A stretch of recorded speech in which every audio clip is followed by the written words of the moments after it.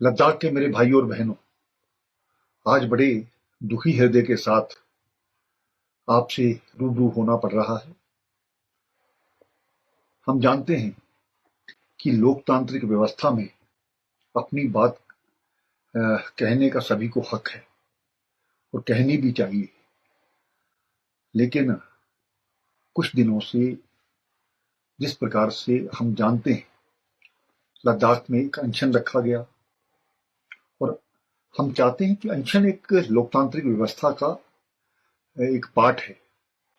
लेकिन पिछले एक दो दिनों से जिस प्रकार से लोगों को भड़काया जाना, नेपाल और बांग्लादेश के साथ उसकी तुलना करना, कुछ लोग हम आने वाले समय में आग लगा देंगे, ये कर देंगे, पोलिटिकल पार्टीज के ऑफिस को करेंगे, लोगों के घरों में जाकर के उनको मारेंगे। ये कौन सा तरीका है? इस प्रकार के जो तरीके हैं, इसको हम लोकतंत्र की व्यवस्था के खिलाफ मानते हैं। हम जानते हैं पिछले दिनों से जो एक मांगों को लेकर के बात चल रही है, केंद्र सरकार द्वारा इसकी बात मानी गई और ये कहा गया कि बातचीत को दोबारा से शुरुआत की जाएगी। हमने तो कोई नाम तय नहीं किए, नाम आपने तय किए और ये भी तय हो गया कि इस दिन हम बात करेंगे।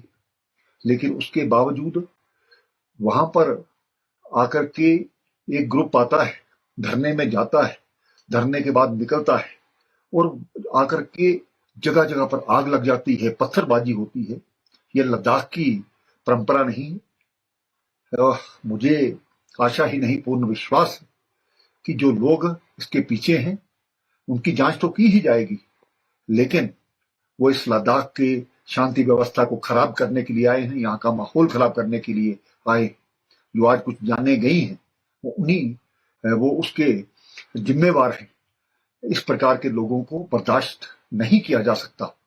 मैं एक बार ये जो लोग भड़का रहे थे, मैं शांति व्यवस्था की दोबारा से अपील करता हूं और जिन लोगों ने आज के इस सभी व्यवस्था को खराब करने के लिए ये कोशिश की, जब हमने सुबह यहां पर सीआरपी पुलिस को डिप्लॉय किया था, सिर्फ ठीक है एक बंद का आह्वान किया गया उस व्यवस्था को बनाने के लिए, लॉ एंड ऑर्डर रखने के लिए।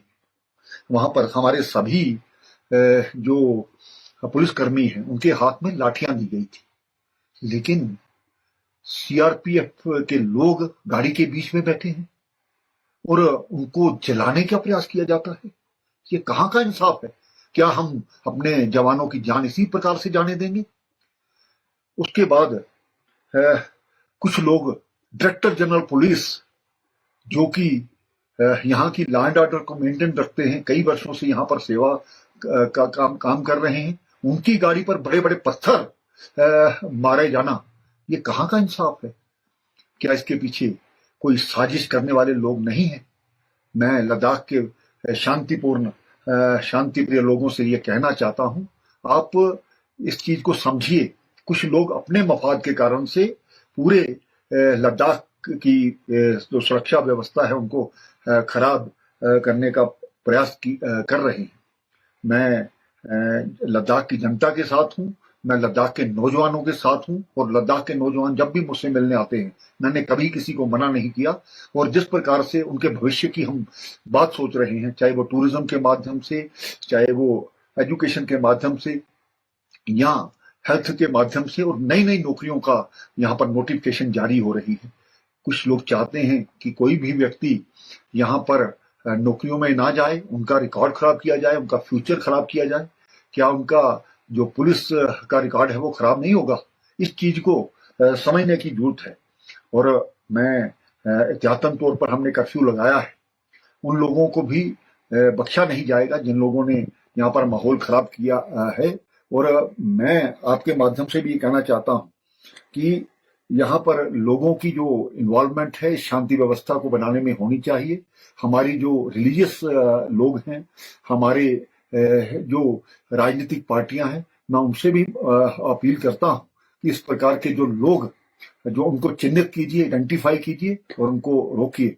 आओ हम सब मिलजुल करके लद्दाख में एक शांतिपूर्ण व्यवस्था को कायम करें। जो एहतियातन थोड़ा कर्फ्यू लगाया गया है, जो लोग इसमें जिन्होंने जाने गंवाई है उनके परिवार के प्रति संवेदना व्यक्त करता हूं। लेकिन आइंदा इस प्रकार से ये सभी चीजें इसलिए की गई ताकि और ज्यादा यहाँ पर कैजुअलिटी करने का जो प्रयास किया जा रहा था उसको हमने रोका है। बहुत बहुत धन्यवाद। हम सब इसके बारे में सोचें और लद्दाख की शांति व्यवस्था बनाए रखें। धन्यवाद। हमसे जुड़े रहने के लिए हमारे YouTube चैनल को सब्सक्राइब करें और नई वीडियो की नोटिफिकेशन के लिए बेल आइकॉन को दबाएं। अगर आप ये वीडियो Facebook पर देख रहे हैं तो लाइक जरूर करें और ज्यादा से ज्यादा शेयर करें। इसी तरह के और भी अपडेट्स के लिए फॉलो करें हमारा Instagram पेज himachal.kesri।